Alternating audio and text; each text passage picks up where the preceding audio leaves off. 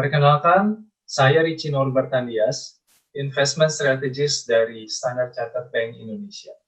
Hari ini kita akan mendengarkan market update dari Schroders Investment Management Indonesia, dan hari ini sudah hadir bersama kita Ibu Felita Elizabeth, Head of Intermediary Business dari Schroders Indonesia.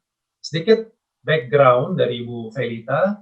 Sebelum bergabung dengan Schroders Indonesia, Ibu Felita adalah Head of Equity Director di Credit Suisse Indonesia.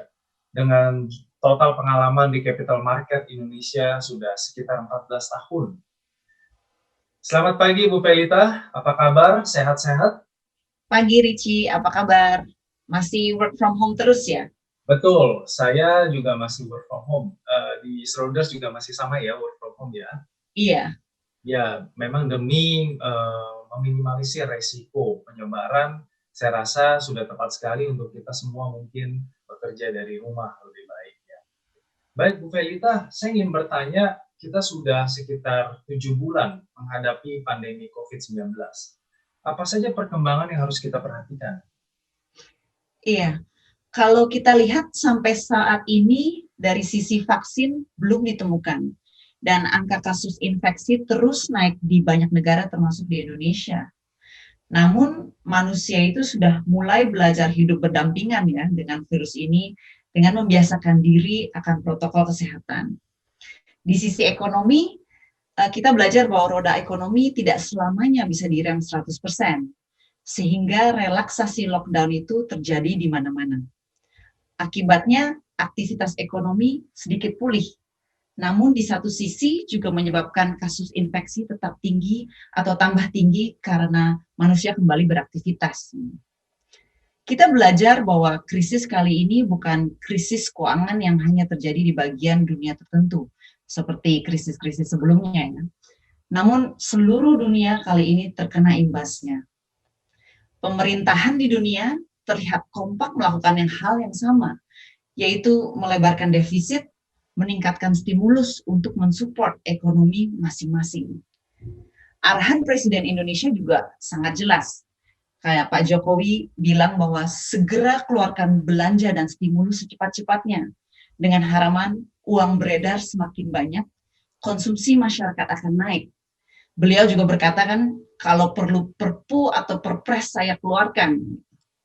Alhasil nih, kalau kita lihat realisasi stimulus di 2 minggu terakhir bulan Juni terlihat jauh dipercepat dibanding awal Juni. Baik, jadi bisa dibilang bahwa seluruh pemerintahan di dunia sudah berusaha begitu ya Bu Felita ya untuk melawan COVID ini, tapi kemudian kita memang belum menemukan vaksinnya. Namun bagaimana perkembangan pasar obligasi Indonesia di tengah pandemi COVID-19 ini? Ketika COVID itu menjadi pandemi, kita melihat foreign outflow dalam jumlah besar terjadi di akhir kuartal 1, sekitar bulan Maret. Yield dari 10-year IDR bonds pun pada saat itu menjadi sekisaran 8%. Namun pada saat ini sudah turun di kisaran 6%. Investor asing sempat tertinggal dari rally yang terjadi, sedangkan investor domestik memimpin recovery di pasar obligasi Indonesia. Menurut kami, obligasi Indonesia itu memerankan peranan yang penting di emerging market karena size dan liquidity-nya yang baik. Inflasi Indonesia terjaga rendah dan real rate diferensial yang tinggi membuat obligasi Indonesia juga terlihat makin menarik.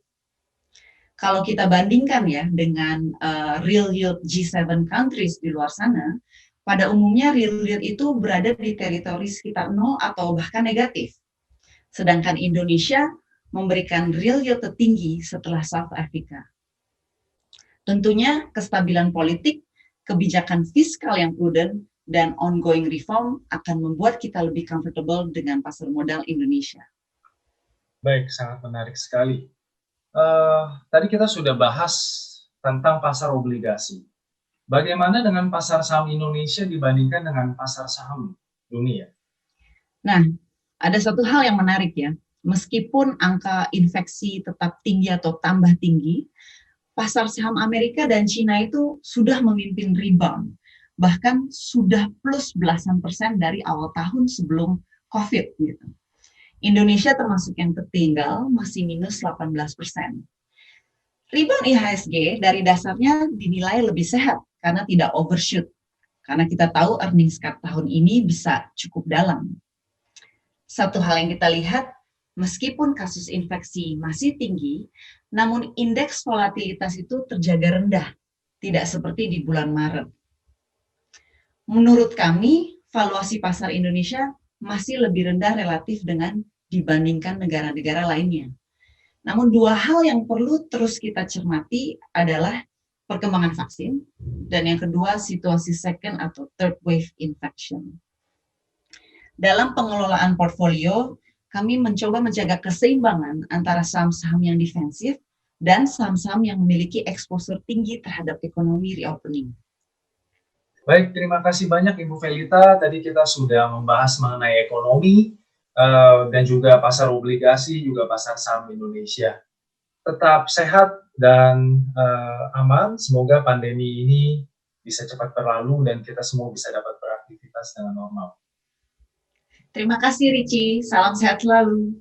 Terima kasih Bapak Ibu nasabah Standard Chartered Indonesia. Semoga kita semua tetap sukses, tetap sehat, dan tetap berbahagia selalu. Sampai jumpa di sesi